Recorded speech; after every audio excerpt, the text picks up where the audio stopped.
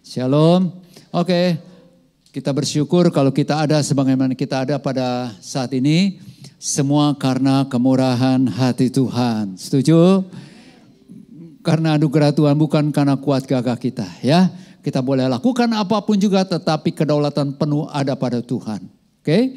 Nah, kita akan saksikan satu klip dulu. Nah, saudara perhatikan klip ini, apa sih maknanya buat saudara pribadi? Ya, kalau nggak ada ya sudah. Kalau ada, sudah belajar tangkap. Singkat saja, silakan. Tolong multimedia.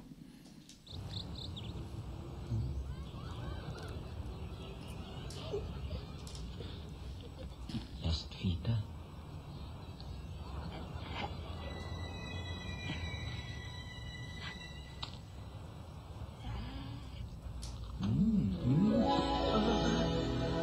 Dahil sa usilak ng inyong puso, isang kahilingan. Sports car! Yung red! Oke. Nangkap saudara? Enggak ya? Hah?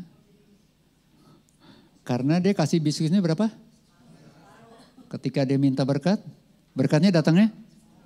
Colek sebelahnya, jangan kayak gitu loh. 2, 3. Mau berkat separoh? Maunya berkatnya penuh aja. Tepat waktu.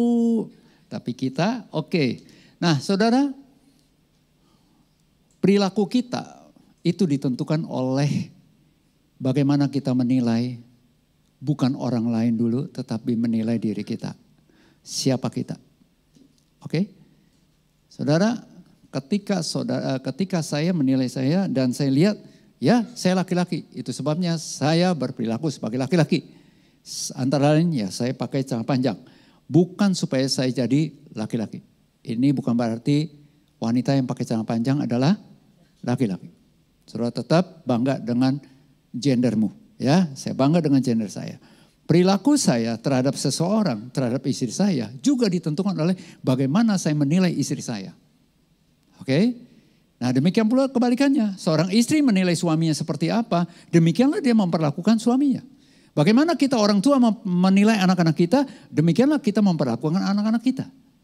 Kita menilai orang tua kita seperti apa, kita menilai mertua kita seperti apa, demikianlah kita memperlakukan mereka. Betul gak sih? Halo, setuju? Puji Tuhan. Nah itu sebabnya sangat penting saudara. Yang namanya identitas. Identitas diri. Nah ada satu pertanyaan bagus. Klik. Yaitu, who are you? Siapa engkau? Siapa aku? Nah saudara ketika kita tahu siapa kita akan berperilaku seperti itu. Terutama siapa kita di dalam Tuhan. Apa kata firman Tuhan. Ketika sebelum percaya Yesus seperti apa kita. Ketika kita sudah percaya kepada Tuhan Yesus. Bahkan kita menyatakan diri sebagai pengikut Kristus. Pengikut Kristus bahasa lainnya tuh Kristen. Kristen tuh artinya pengikut Kristus. Jadi bukan agama, bukan sekedar agama. Oke? Pengikut Kristus. Jadi jelas kita mengikut siapa? Kristus. Oke? Nah, saudara, identitas kita itu selain kita sebagai pengikut Kristus itu sebagai siapa juga? Yuk kita akan lihat. Next, Galatia 3 ayat 29 katakan begini, boleh kita baca 2, 3. Maka kamu juga adalah dan oke, boleh nggak kita berdiri yang dalam ruangan ini? Yuk, bangkit berdiri. Nah, ya, perkatakan ini dengan suara lantang, dengan tegas. 2, 3.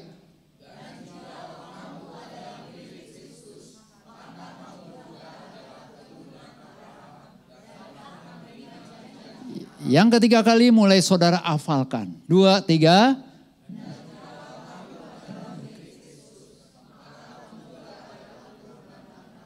Dan berhak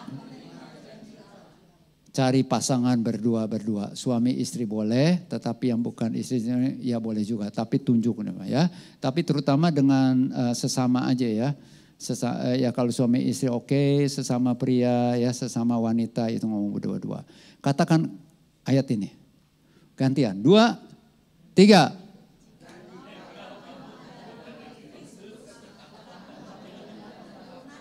Oke. Jangan bareng-bareng, yang dengar siapa? Gantian dong. 2, 3, sampai tepuk-tepuk. 2, 3. Dan jikalau kamu adalah milik Kristus, kamu juga adalah keturunan Abraham. Dan berhak menerima gantian ngomong. 2, 3.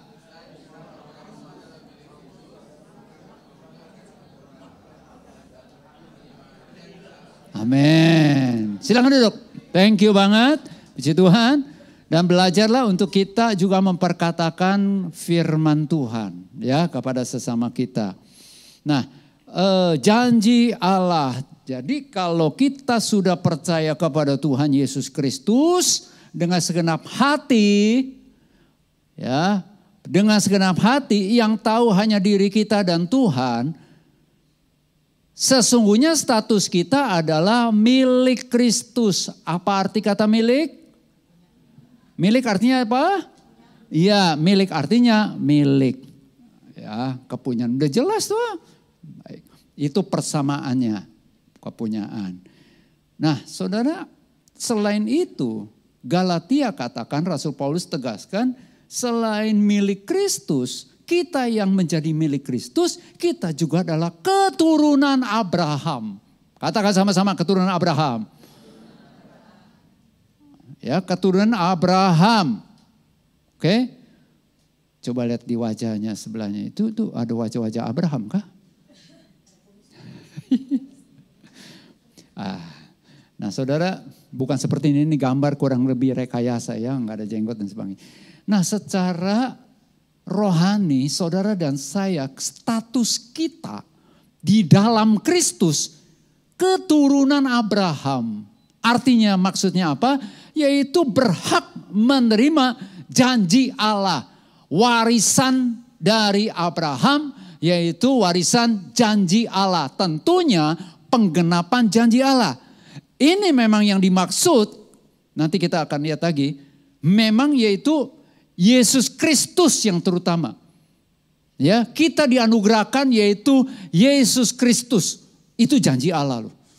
Tetapi di dalam iman kita kepada Yesus Kristus, itu ada banyak janji-janji Allah yang siap untuk digenapi dalam kehidupan kita. Berapa banyak di antara kita yang rindu, tahun ini juga kita mengalami penggenapan janji Allah. Beri tepuk tangannya meriah buat Tuhan Yesus. Siap? Siap menerima, mengalami? Oke, nah saudara, janji Allah seperti apa kepada Abraham? Nah kita akan lihat sama-sama Kejadian 12. Kejadian 12 mulai ayat 1. Ya, Kejadian 12 mulai ayat 1. Kita akan lihat sama-sama. Udah kelihatan gak di depan? Kelihatan?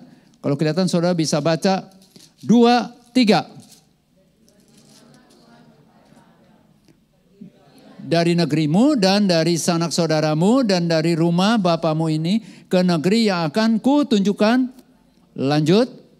Aku akan membuat engkau menjadi bangsa yang besar dan memberkati engkau. Terus. Dan engkau akan menjadi berkat. Aku akan memberkati orang-orang yang memberkati engkau dan mengutuk orang-orang yang mengutuk engkau. Dan olehmu semua kaum di muka bumi akan mendapat berkat. Jadi janji Abraham juga kepada keturunannya, yaitu kepada saudara dan saya, adalah kita menjadi berkat. Pegang dadanya, katakan, aku jadi berkat. Jadi berkat ya. Nah, saya ingin ajak saudara lihat ayat-ayat lagi. Ini bagus banget. Ini ayat-ayat yang saya gemari sih. Entah saudara gemari, nggak tahu, tapi saya gemari ini. Ulangan 28, ayat 1 sampai 2 dan 12. Ulangan 28, ayat 1 dan 2. Lalu saya lompat ayat 12. Klik captionnya. Oke. Ya, klik sekali lagi. 2, 3. Jika engkau baik-baik mendengarkan suara Tuhan Allahmu dan melakukan dengan setia segala, terus pada hari ini, maka Tuhan Allahmu akan mengangkat engkau di atas segala bangsa di bumi. segala berkat ini akan datang kepadamu dan menjadi bagianmu jika engkau mendengarkan suara Tuhan Allahmu. Nah itu titik 2, itu banyak tuh berkat-berkat luar biasa ya. Diberkati keluar masukmu di kota maupun di ladang dan sebagainya. Engkau akan menjadi kepala bukan ekor, akan semakin menaik dan tidak menurun. Tapi saya ingin ajak saudara fokus kepada ayat 12. 2, 3, Tuhan akan membuka bagimu yang melimpah, yakni langit untuk memberi pada masanya dan memberkati segala pekerjaanmu. Sehingga engkau memberi pinjaman kepada banyak bangsa, tetapi engkau sendiri tidak meminta pinjaman. Halo? Jadi kalau orang Kristen yang namanya pengikut Kristus, untuk kehidupan sehari-hari kita masih minjem sana minjem sini, mohon maaf, dipertanyakan kekristenan atau iman kita kepada Kristus. Oke? Yang kedua, dipertanyakan apakah kita betul-betul ketika memperhatikan firman Tuhan, mendengarkan suara Tuhan, tidak serta-merta identik dengan mendengarkan khotbah. Karena apa? Belum tentu khotbah itu adalah suara Tuhan. Belum tentu khotbah itu adalah firman Tuhan. Ingat ya? Lebih saudara menggemari suara Tuhan yaitu yang jelas, yang telah tertulis yaitu Alkitab. Saudara lebih mempercayai, kita lebih mempercayai apa kata Alkitab ketimbang apa kata pengkhotbah.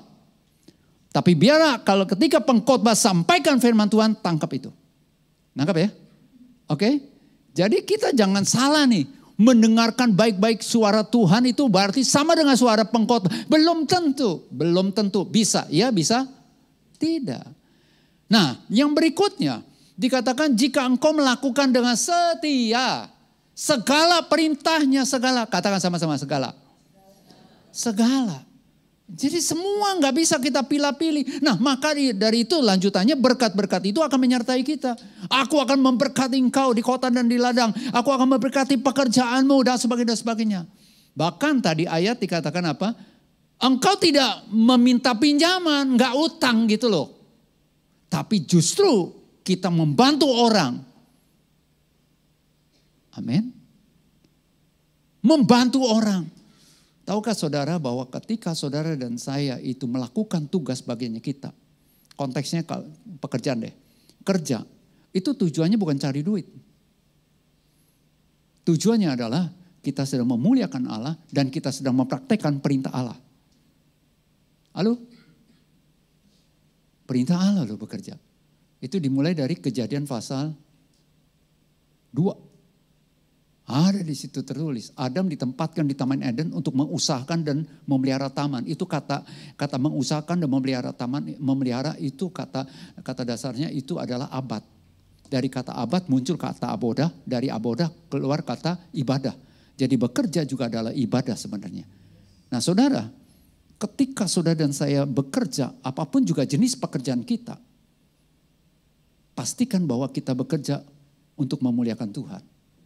Ya. Dan Paulus katakan, salah satu bukti orang bertobat, tadinya dia mencuri, bukan hanya tidak mencuri lagi, tetapi dia bekerja keras dengan tangannya, sehingga dia dapat menjadi berkat bagi orang lain. Itu namanya bertobat. Nangkap saudara? Halo? Nangkap?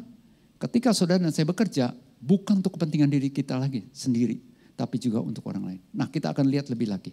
Nah saudara, perintah apa yang harus kita lakukan? Atau perintah Tuhan pada hari ini. Perintah Tuhan hari ini itu apa? Yaitu klik. Katakan sama-sama 2, 3. Katakan sama-sama 2, 3. Sekali lagi. Siapa di sini yakin dirinya adalah seorang yang murah hati? Angkat tangan. Oke. Nah, saudara, kita akan lihat tuh definisi murah hati itu apa? Murah hati itu apa? Yuk. Murah hati menurut Kamus Besar Bahasa Indonesia itu artinya apa? 2, 3. Suka atau mudah memberi. Suka atau mudah memberi? Saudara sampai saat ini mudah memberi atau mudah untuk diberi? Mudah memberi atau sulit memberi? Halo. Lanjutannya apa arti murah hati? 2, 3. Adakah pengerja yang pelit? Haleluya. Sukanya ditraktir terus. Kapan traktirnya? Halo. Tapi saya lihat di sini wajah-wajah yang ada dalam ruangan ini adalah orang-orang yang suka mentraktir. Amin. Amin. Udah mulai saudara sipoannya jalan. Sipoa itu apa ya? Itu tuh ya. Sipoa ya, hitung-hitungan. Gua traktir ya udahlah. Di depan ada gorengan, gua traktir. Ya kapan? Gorengan. Ya nggak apa-apa. Yang penting nanti saudara ikuti prinsip tadi. Entar nih prinsipnya ya. Apapun juga ya. Tidak pelit. Orang murah hati itu tidak pelit. Kita akan lihat nanti murah hati ya.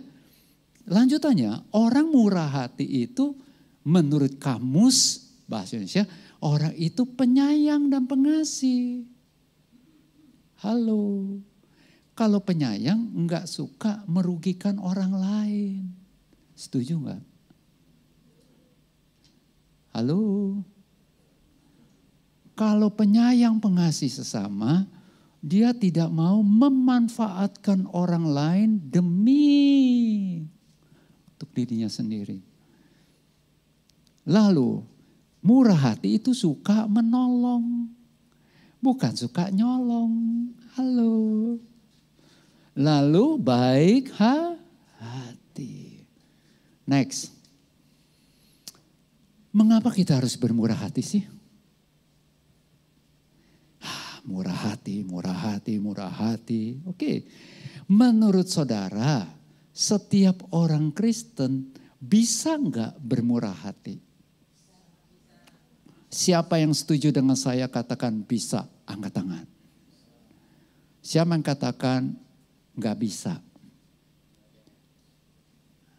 Persoalannya bukan bisa atau enggak bisa. Mau atau enggak mau, kan gitu. Ya.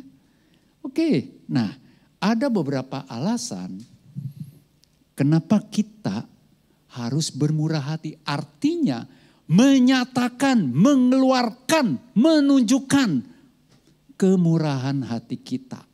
Yang pertama adalah lebih berbahagia, lebih beruntung, lebih diberkati memberi daripada menerima.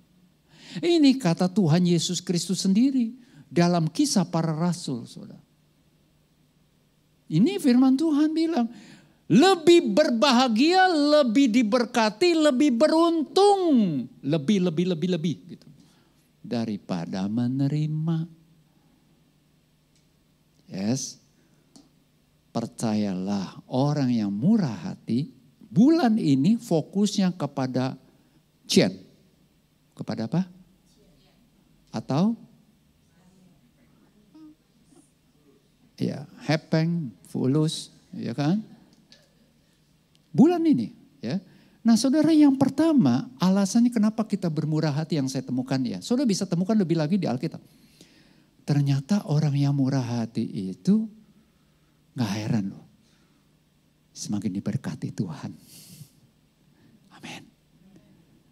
Orang yang hemat secara luar biasa, kata kitab Amsal, selalu berkekurangan. Halo. Jadi kalau saudara dan saya berkekurangan, boro-boro berkelimpahan, enggak berkecukupan, dipertanyakan kita murah hati atau enggak.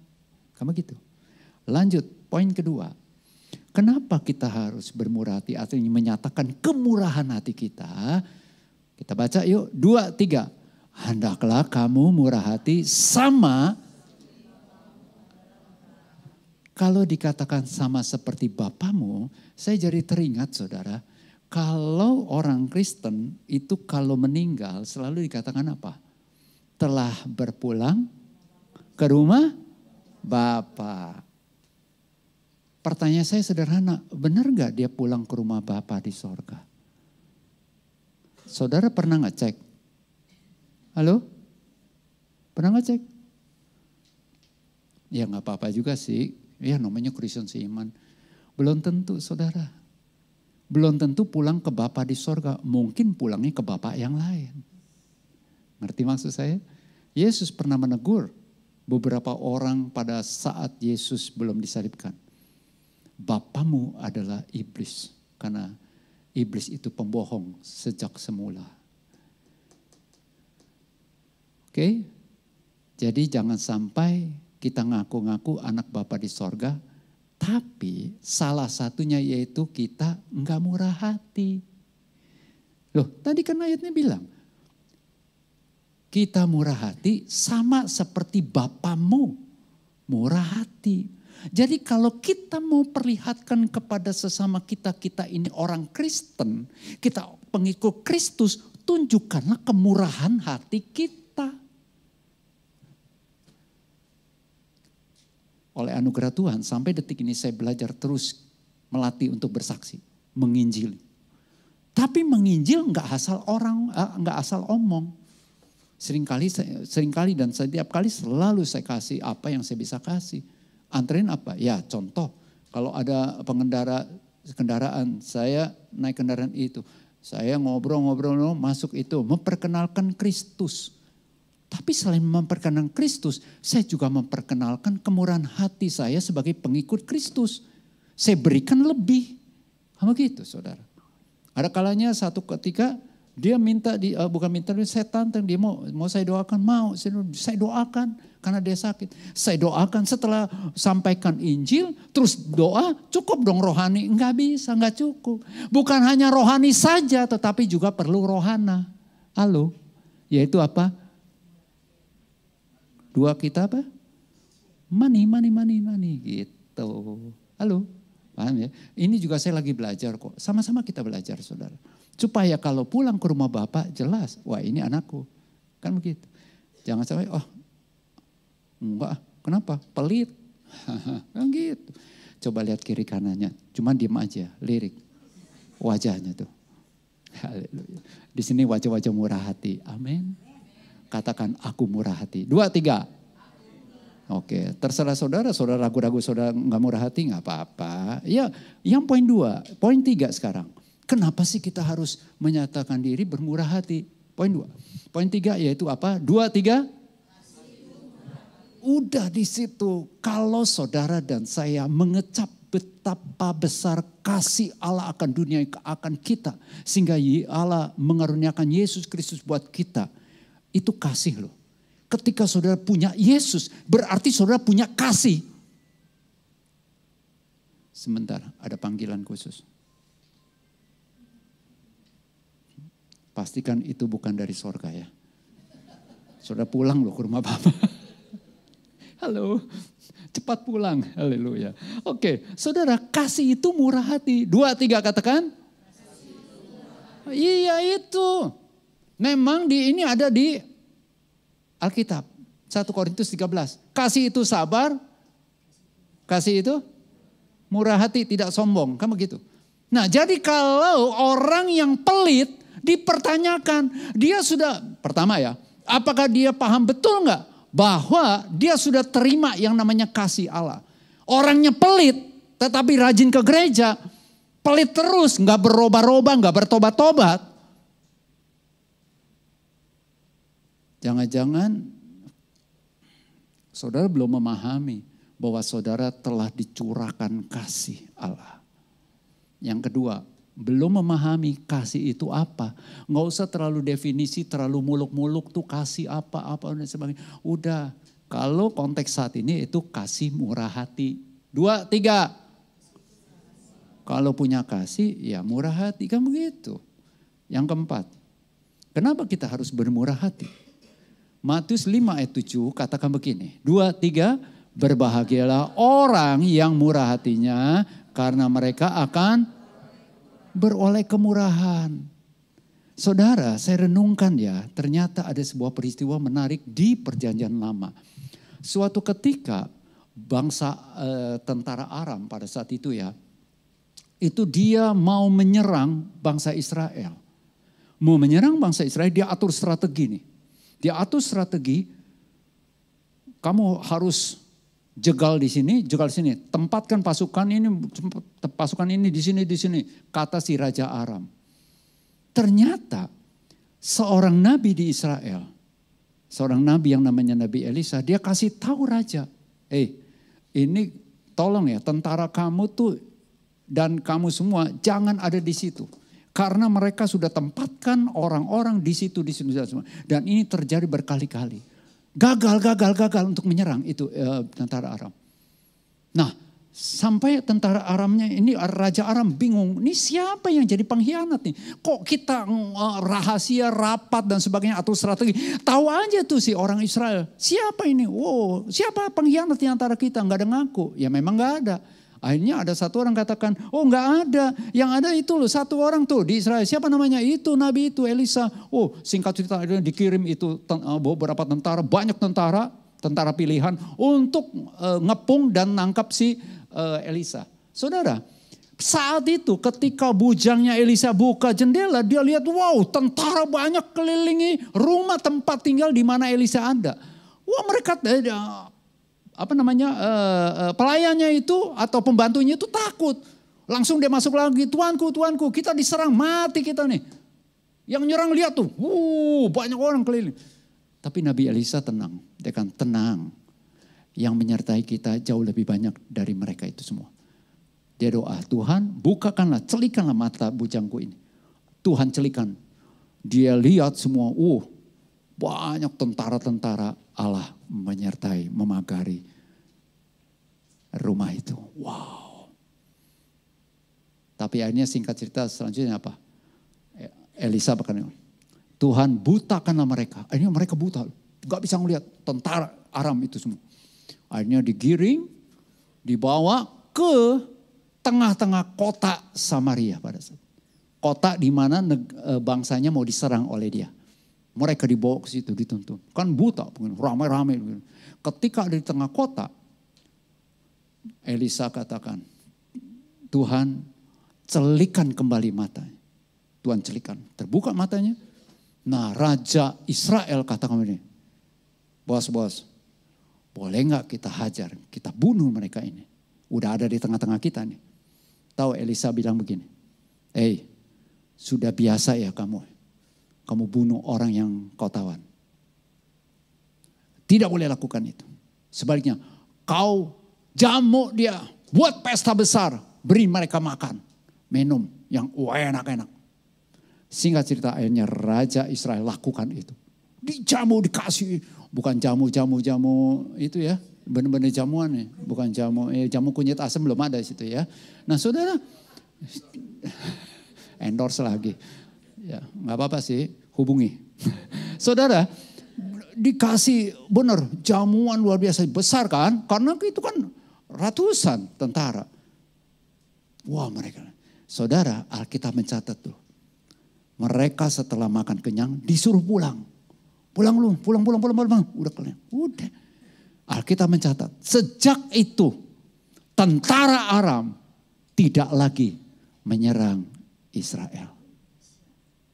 Saudara nangkep gak di sini? Beroleh kemurahan. Ternyata perbuatan murah hati terhadap orang yang membenci kita, selain menumpukan bara api, ternyata Alkitab ya dan amin. Tuhan memperdamaikan musuh-musuh orang yang benar. Dengan cara Tuhan yang ajaib loh. Terus berbuat baik, itu sebabnya Yesus katakan apa firman? Kasihilah musuhmu, jangan membalas caci maki dengan caci maki. Berkatilah mereka. Enak saya ngomong gini. Prakteknya enak juga, tergantung mau atau enggak, kan begitu. Amin. Nah sekarang kita akan lihat apa acuannya nih. Kita perlu tahu nih bermurah hati, yes bagaimana. Coba klik, kita lihat sebuah peristiwa. Ya sebuah peristiwa. Tolong, Bulmet, klik lagi. Nah, sudah tahu dong kalau lihat gambar ini? Peristiwa apa? Ya, Yesus memberi makan 5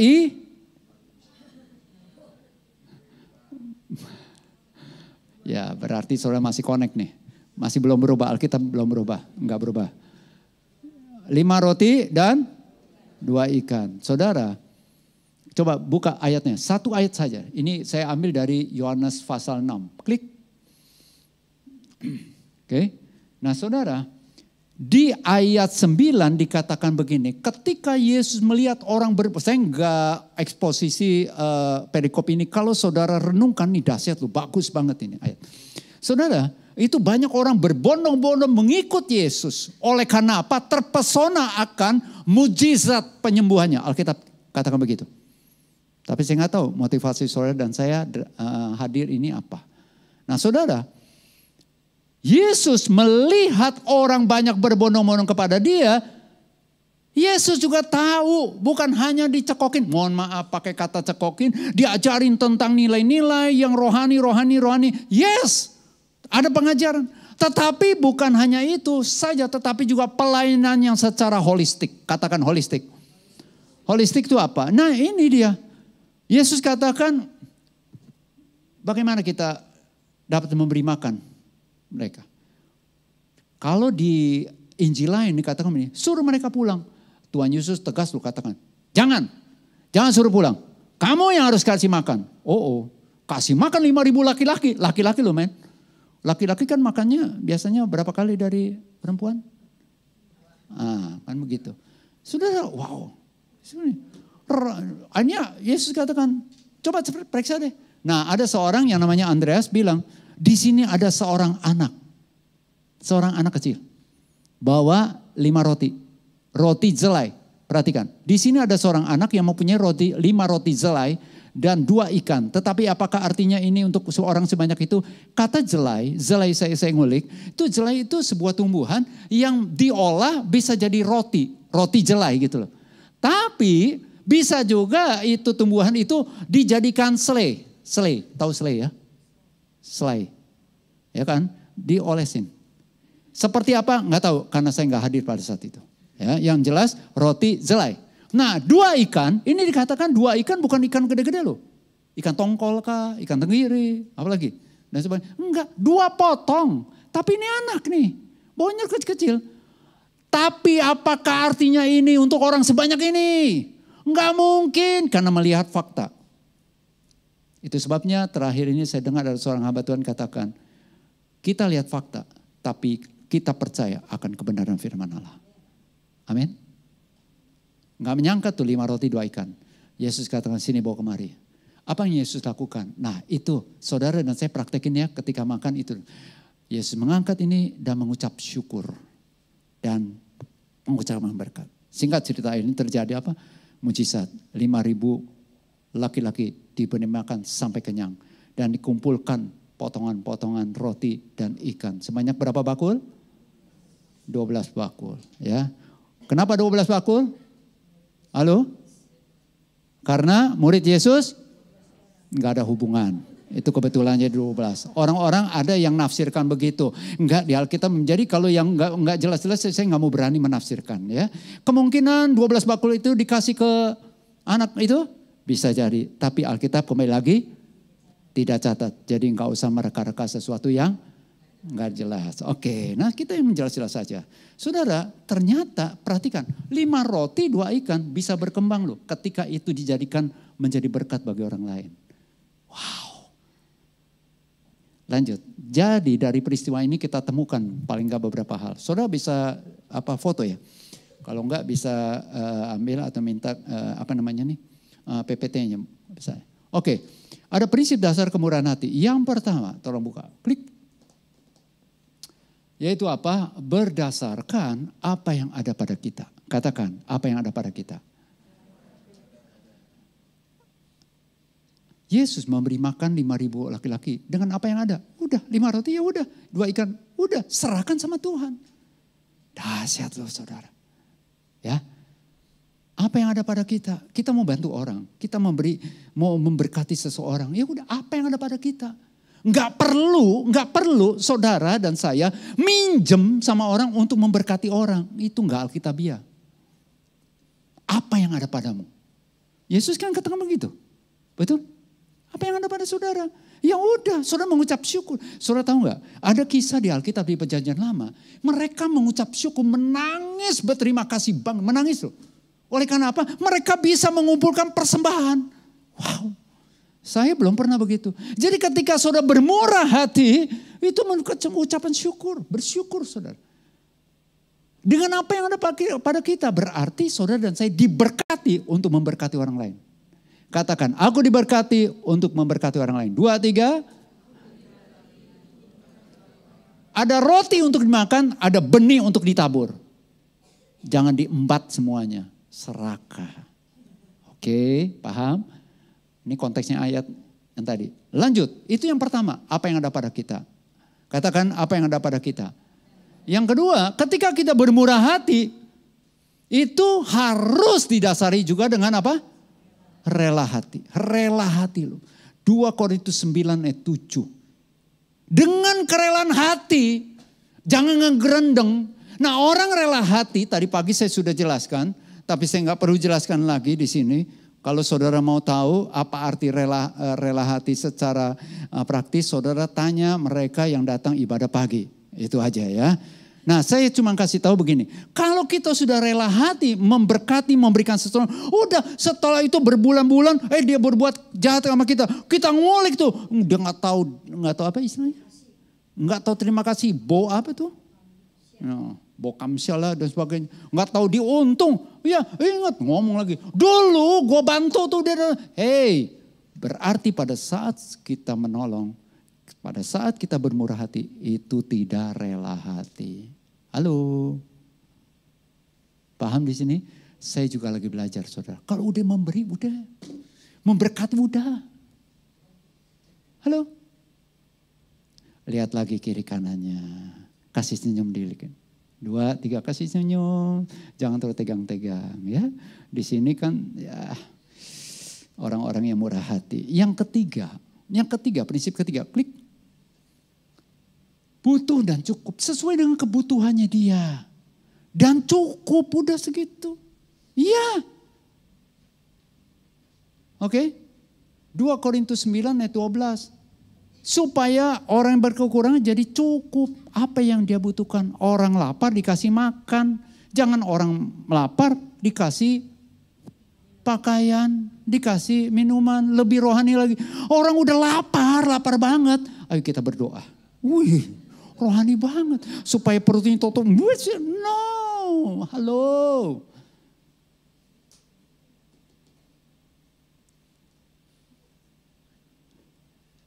Butuh dan cukup. Yang keempat. Terakhir. Ini dia prinsip dasarnya apa? Yang pertama apa? Berdasarkan apa yang ada pada kita. 2. Rela hati. Yang ketiga. Butuh dan cukup. Yang keempat, kling. Syukur kepada Allah. Yang pertama ya. Siapa di antara kita yang benar-benar mengalami berkat Tuhan? Angkat tangan tinggi. Ucapan syukur yes. Lewat tutur kata, doa, pujian kita, ibadah, persembahan syukur yes. Tapi enggak sampai di situ aja, kita perhatikan juga orang yang berkekurangan. Halo? Seperti itu saudara. Saya enggak tahu saudara yang bawa mobil ini kasih parkir di depan. Dari dulu, sekarang dan sampai selamanya tetap 2.000 kah? Saya enggak tahu. Tetapi kan rela Pak, ya enggak apa-apa. Rela hati, Tuhan juga maha tahu. Ya kan? Ya kan, saya juga akhirnya naikkan. Contoh bermurah hati terhadap setiap orang ya. Di gereja. Memberikan persembahan. Dulu 1.000. Naik 2.000. Cukup gereja udah bagus begini, lightingnya keren. Ada seorang yang tiap tahun dia punya komit. Tiap tahun aku harus tingkatkan persembahanku. Nilainya ya, nilai persembahan. Sampai saat ini dia lakukan itu. Berapa jumlahnya saya nggak tahu. Tapi di awal dia kasih tahu. Tapi sampai sekarang berapa banyak nggak tahu. Tapi dia komit lakukan seperti itu. Wow. Nggak heran orang itu bukannya berkecukupan. Tapi juga berkelimpahan. Amin. Berkecukupan is oke loh saudara. Mau ke Amerika dananya cukup. Mau makan nasi campur cukup. Begitu. Saudara, ungkapan syukur kita kepada Allah tidak cukup hanya doa, pujian, penyembahan saja. Tapi juga peduli kepada sesama kita yang berkekurangan dan membutuhkan. Amin. Tapi ketika kita memberikan kepada seseorang kemurahan hati kita, kita menyatakan dia akan mengucap syukur kepada Allahnya. Itu sebabnya perbuatan murah hati kita melimpahkan ucapan syukur kepada Allah. Katakan sama-sama yuk, perbuatan murah hati saya, 2, 3. Melimpahkan ucapan syukur kepada Allah. Yes. Siapa yang percaya murah hati itu sudah ada di dalam hatinya? Angkat tangan. Betul? Tinggal kau nyatakan. Aktifkan dan jadikan itu gaya hidup. Tuhan Yesus memberkati. Silakan pemusik muji. Ada banyak cara kita memuliakan Allah. Tapi ketika kita praktekkan firman Tuhan, dimanapun kita berada, saudara, kita sedang memuliakan Allah. Mari kita makin berdiri, kita katakan sama-sama yuk. Ku beri kemuliaan. Ku beri kemuliaan dan hormat. Ku angkat suara pujian. Ku agungkan nama-Mu. Ku beri kemuliaan. Amin. Dan hormat.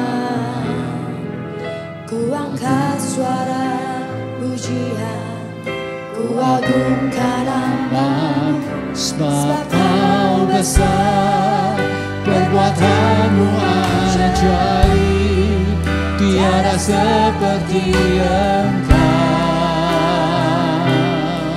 tiada seperti Engkau, sebab Kau besar, perbuatan-Mu ajaib, tiada seperti Engkau. Lewat perbuatan kemurahan hati-Mu.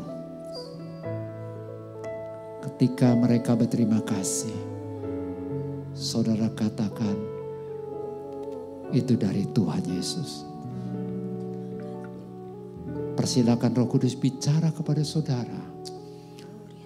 Ingatkan seseorang atau satu keluarga untuk saudara menyalurkan kemurahan hati-Mu.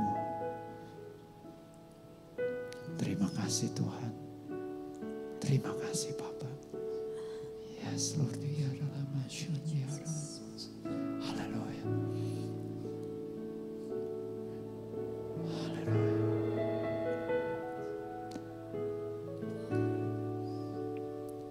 Sebab Kau sah, perbuatan-Mu ajaib, tiada seperti Engkau, tiada seperti Engkau, sebab Kau besar, perbuatan-Mu ajaib, tiada seperti Engkau, tiada seperti. Tuhan mau menyatakan kebesarannya lewat perbuatan kemurahan hati-Mu. Siap-siap. Sebab Kau besar, perbuatan-Mu ajaib, tiada seperti Engkau, tiada seperti Engkau. Sebab Kau besar, perbuatan-Mu ajaib, tiada seperti Engkau.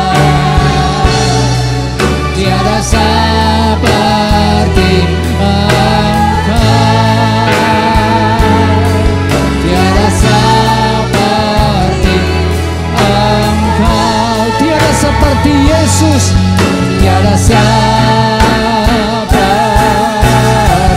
Yesus, yes.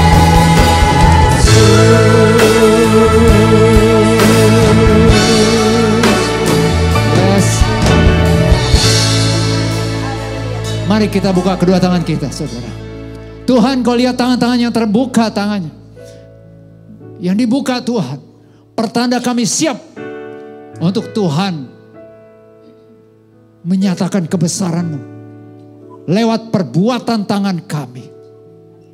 Sesederhana apapun menurut manusia, ketika kami melakukannya dengan ketulusan, dengan kerelaan hati, dengan kesungguhan hati, hanya berfokus untuk kemuliaan Allah, itu besar di hadapan Tuhan. Di dalam nama Tuhan Yesus, kasih karunia Tuhan yang memampukan kami mempraktikkan ini terus, yaitu kemurahan hati sampai Tuhan Yesus datang jemput kami. Dalam nama Tuhan Yesus kami berdoa dan mengucap syukur. Sama-sama kita katakan amin. Tuhan Yesus berkati.